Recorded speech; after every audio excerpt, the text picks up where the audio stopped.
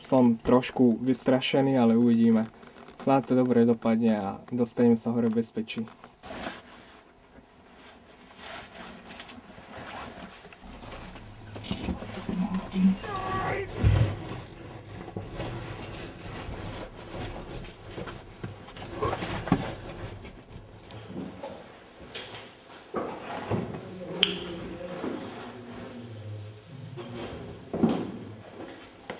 Jestli?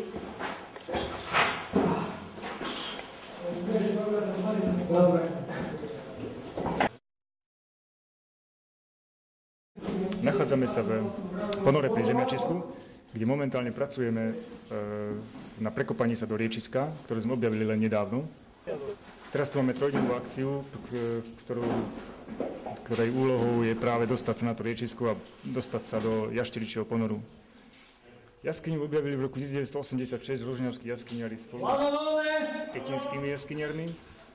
A zvláštnosťou je, že keď sa prekopali dnu, akože bol tu úzky otvor, ktorý prestrieľali, v tom čase sa dalo ľahko strieľať. A keď zišli dole, tak vo hĺbke asi 20 metrov v jednej šachte našli nápis z roku 1951, ktorý pravdepodobne podľa všetkých, ktorí sú zainteresovaní, zanechal Ján Majko. A na jednej stene je nakreslené ženské prirodzenie.